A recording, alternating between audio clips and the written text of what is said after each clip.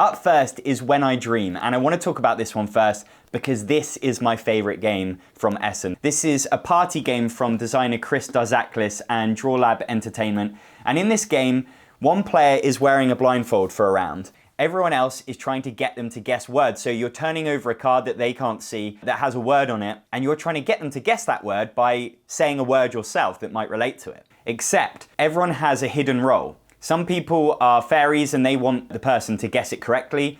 Other people are imps and they want them to guess it incorrectly. Other players are tricksters and they want a fine balance between correct and incorrect. It's just one of these really cool party game ideas like Fake Artist Goes to New York or Mysterium, where it's like, wow, I can't believe somebody didn't do that before. It's a party game that just gets everyone laughing, this being put on the spot and trying to think of a word, and often just trying to think of a wrong word. It's really hard, so you just get people just shouting out the most random words, which completely gives them away as being an imp. But the person in the blindfold, they're clueless, and often it's very hard for them to track who said what and who they should trust. And so you can again get the person with the blindfold just having these completely wild, ridiculous guesses. And so I've had games where I've played the blindfold, I've done really well, games where I've done really badly, games where I felt like I've really sent people the right way as the imp or the trickster. It's just such a clever idea. It's very much one of those games where we keep track of the points, but I think it's all about the fun that you have playing the game. It also has an element where the blindfolded person, before they take off their blindfold, they have to recount all of the words that they were told in their dream. But it's actually incredibly hard to just try and remember 4 or 5 words because of everything that you've heard. It may be a bit hard to get hold of at the moment, but I suspect that will change because this is a really cool game that people are gonna want to be playing. For me, it's up there with Fake Artist, Mysterium. This is a game that I really, really love, and everyone that I've played it with has really enjoyed as well. So that's When I Dream from Drawlab Entertainment. Dream Home was my #1 most anticipated game before Essen, and this is a really fun gateway level kind of card drafting game where you're building your dream home. So everyone's got a cardboard map of their house. On your turn, you just pick up a set of 2 cards. One of them is a room and it will be placed somewhere in your house. And you play 12 rounds, you create 12 rooms, and that's it. Now there's cool room placement rules, there's lots of difficult decisions and frustrating moments where you can't build the thing you want to build. You can't build rooms unless there's something below it. So if you don't have something in your basement yet, you won't be able to build above your basement. So that's really interesting. You'll have cards that come up, but you can't play them, so you can't pick them right now. Rooms where you want to collect the set. So if you have one part of a living room, it's only worth 1 point. But if you end up getting a complete 3-card living room, then that's going to be worth lots of points to you. Depending on the timing and who picks what cards, you might not get that. There's also extra bonus points that are thematic, which I always really like, these little touches. So for example, if you have a bathroom on both of the top 2 floors, that's going to get you extra points. And of course, if you have the basic necessities of life, a bathroom, a kitchen, and a bedroom, you also get some bonus points, because if you don't have that, it's not much of a house. The artwork is adorable and just beautiful to look at. Those placement rules make it really interesting, and like I say, definitely a lot of frustrating moments, and it's got some cool extra abilities that you can get from some of the special cards, or ways to score extra points. It also has this roof collection thing where you're collecting roof tiles and you want them all to match. First player in this game is really crucial. And in a 2-player game or 3-player game, the first player will ditch a column of cards before anybody gets to pick. So they have a lot of power. So you really need to be kind of switching up first player quite a lot in this game. There are classic gateway games like Carcassonne that I wouldn't use so much anymore because of tricky rules like the farmer, or because it just doesn't look that appealing on the table. Dream Home doesn't have those problems. The only problem for me with Dream Home is that the box is massive. It's far too big for what's in there, and that's a real shame. But yeah, I really, really enjoy it. It's definitely met my expectations. That's Dream Home.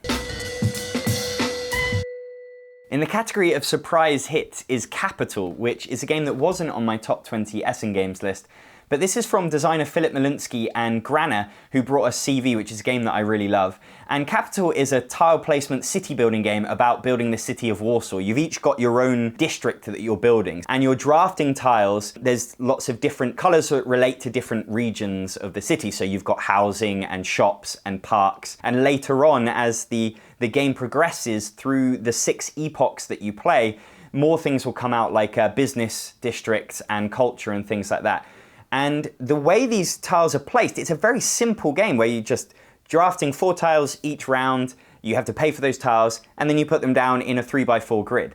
But it's the placement of them that's really interesting, because each tile is split up into 4 quadrants. Now in the first epoch, the tiles are quite simple. You've just got a tile that's just a whole part. But in the later ones, they might be split up. You might have a park, a shop, a housing, and some culture. And it's how you rotate them in your district that is going to really get you the most points. It's all about having lots of small regions, and the way you get these adjacency points for parks next to houses and things like that. There's also buildings that you compete over at the end of each epoch. So the person with the most housing in a round might get this building, and that's going to give you a special power for the rest of the game. And there's other buildings that you'll get through drafting that will give you certain special powers. It's a really simple game. It's super easy to learn. I mean, this is really at the level of Carcassonne, but there's a real depth to it. There's a lot to think about. It's just really interesting. It looks beautiful on the table. The tiles have really colorful artwork. And there's a cool thematic element where after the 3rd and 4th epochs, you experience World War I and World War II, and you're going to have to lose tiles from your district. So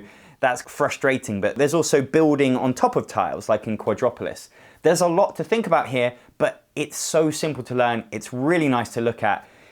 If you like tile placement games or city building games, I'd highly recommend checking out Capital. Spaghetti is a really unique dexterity game, and it's actually hard to be unique in dexterity games. You usually either have stacking stuff or you have flicking things. Spaghetti does something completely different, where you have this plate of spaghetti made up of shoelaces. It's all tangled together, and then you have these meatballs, which are ping pong balls, and it's on a cardboard plate, and you are trying to take a string of spaghetti one at a time from this bundle without the meatballs falling off the plate or the spaghetti touching the table around the plate, which is a lot harder than it seems, in 20 seconds. You've only got 20 seconds, and you're trying to take as many off as you can. Now, the longer ones are harder to get out, so they're worth more points. And then at the end of your turn, you can mess it up, the spaghetti, to make it harder for the next person. So it's really up to you how difficult you want this game to be. If you play with kids, you probably just leave it there and make it very easy for them. When I played the demo at Essen, I played with some random guy, and he kept making it so difficult for me that as soon as I just tried to take something off, a meatball fell off the plate and my turn was over. So your turn ends when the meatball falls off or the spaghetti hits the table. It's just got a real kind of visceral appeal. It looks really great on the table, but it plays really quickly, really simply, and it's a lot of fun. And the fact that it's unique and that it works, I really love the timed element. I feel like a lot of dexterity games would benefit from having that timer rather than taking forever on your Jenga piece or whatever. And it also has a really nice advanced variant where you've got these recipe tokens for bonus points. And the way that you get these recipe tokens is by just taking out the right colors of spaghetti all within the same 20-second turn. It creates this real desire to get specific colors, which means you're going to be forced into taking the strands of spaghetti that are harder to get out, and so then you're more likely to kind of fail. So yeah, really, really cool. I was really surprised by how much I like this one. It's got beautiful box art, so if you are remotely into dexterity games, you absolutely need to try this because it just brings something completely new, and certainly I think it would be amazing with kids as well. That's Spaghetti. Avenue is a really cool route building bingo game. You are drawing cards that represent different turnings, and you have to decide where on your map you're going to put that. And the idea is that you're trying to connect up grapes with farms to score for that round. You might be trying to get grapes to farm B, but on future rounds, you're going to be trying to connect up to other farms. So you're trying to create a route that is going to get you the most points in the future as well, because there's also an element to this game where you have to always get more points in continuous rounds. If you ever get less points than your previous round, you get -5 points for that round. There's that thing of you don't want to go too big too soon, but you also want to create this perfect route that kind of connects through everything. So there's that thing of also how many more turnings are going to be flipped over this round? Will I be able to get the corner that I really need, or will I kind of have to settle for something less good right now just so I get some points? It reminds me a lot of Karuba, which is a proper board game with tiles and a really big box. Now, Avenue packs a lot of game into a very small box. And what I love about these bingo games is that you can play them 2 players, you can play them 10 players, and it plays the same. It's just as fun. And there's no downtime. Everyone's playing at the same time. So you can play this in like 15 minutes, and it's still got a lot of really interesting decisions. I really, really like this game, this Avenue.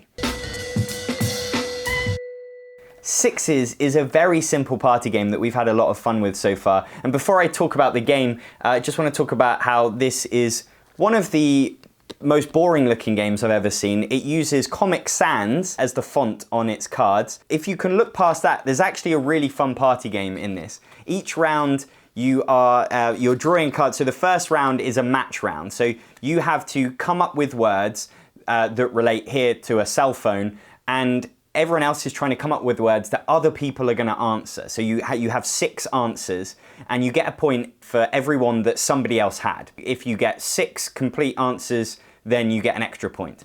Now, the second round is unique. For example, you would have to think of unique things relating to Japan. You will only get a point for each word if nobody else has it. The third category is the lightning round. This is like the match round, but there's actually multiple categories within this one. So for example, you would have to come up with the word that matches other people in relation to Clint Eastwood, or emergency vehicles, or rhymes with horse. This one's kind of that bit more interesting because there isn't necessarily always going to be one word that connects. You know, with the usual match round, you probably will have a few matches. But when you think of Clint Eastwood, you might think of something differently to what everyone else is thinking, but you're trying to think of the same thing.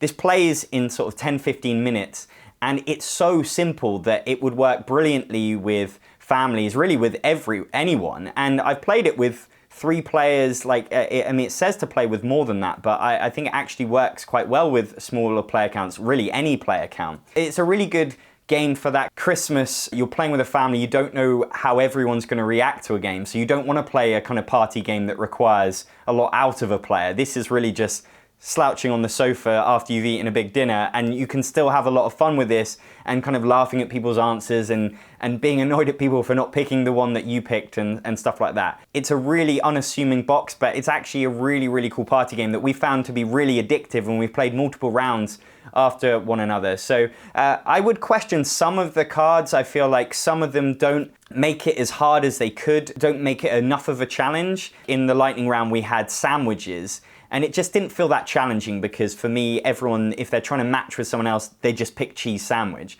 Whereas other things like famous woman, that's a lot broader a category, and you're not gonna share the same answer with people as often. Anyway, yeah, really cool. I'd highly recommend this party game. That's Sixes.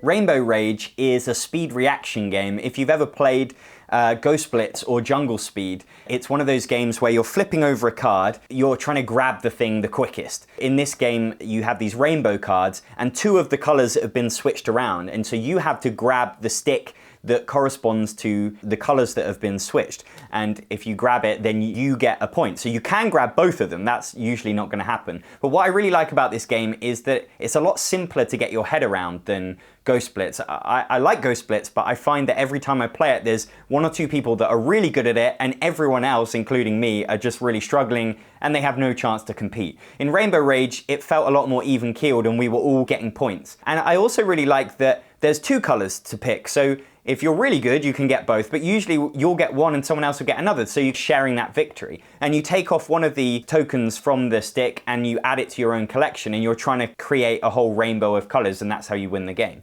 Occasionally, a card will come up that's a proper rainbow. At that point, you have to shout out rainbow, and then you can get a color of your choice. But if you shout it out incorrectly, you lose all of your points. So it's a very simple speed reaction game, but I think I actually prefer this one to Ghost Blitz. So if you like those kind of games, then this might be one worth checking out. There's also a harder variant in it where there's only 2 colors in the right position. Everything else is in the wrong position. Then of course you have to grab the colors that are in the right position. And if you want a really hard game, then you can shuffle the easy and the hard cards together, and I'm a bit too scared to try that.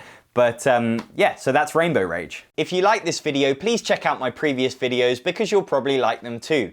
I'm Actualol on Facebook and Twitter. I'm Jon Purkis. Thanks for watching.